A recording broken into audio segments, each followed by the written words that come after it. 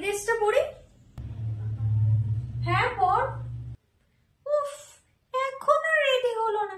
50টা dress বার করা হয়ে গেল, তাও ডিসাইড করতে পারে। চাই পর, সে তোকে পচাই লাগবে। আর বিয়ে বাড়িতে খেতে যাচ্ছে, খুঁজতে না। আমি তো বলি ভারী ড্রেস পরেছ।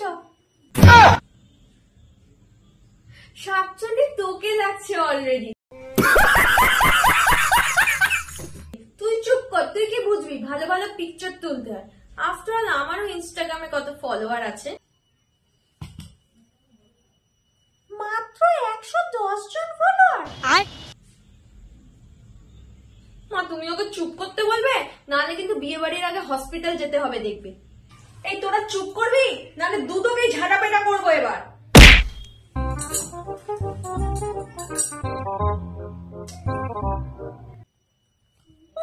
বাবা কোথায়?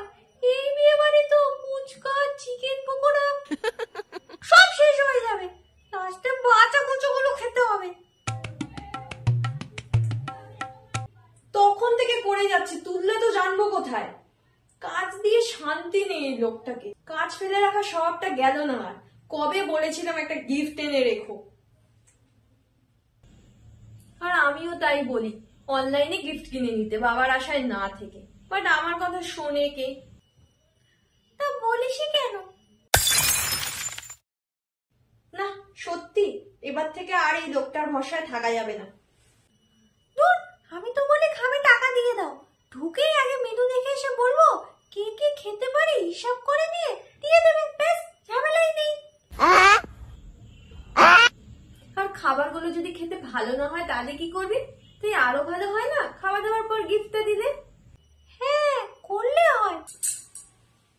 এই তুই আমার মাথাটা গরম করিস না তো। আর আমি রেডি হচ্ছি না, বিকজ মনে তো হচ্ছে না যেতে পারবো বলে। অলরেডি 9টা বাজে।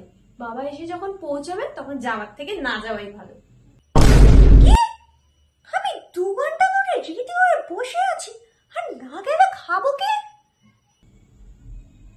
জল মুড়ি তুই খা। আর তুই উপোস কর, আরো ভালো। বিয়ে বাড়ি তো যাবো, গিফট কি দেবে? বাড়িতে কিছু আছে দেওয়ার মতো? আমার বার্থডে গিফট থেকে কিছু দিতে দেবো না কিন্তু মা। আরে না, একটা শাড়ি আছে তোর ঠাম্মাকে কে দিয়েছিল মন্দির থেকে, ওটাকেই ভাবছি দিয়ে দেবো। এমনিও তোর ঠাম্মা বলেছে পরবে না, ভালো করে প্যাকিং করে দিয়ে দেবো, বুঝবে না। বাবা আমায় উপোস করতে হবে না। চলো চলো তাড়াতাড়ি চলো, একটা টিফিন বক্স নিয়ে চলো, বাবার জন্য খাবার চেয়ে নিয়ে আসবো। বাবার বাগেরটা ছাড়বো কেন?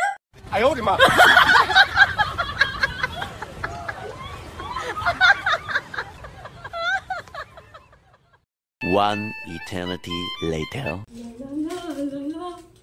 이거 어떻게? 미니 이거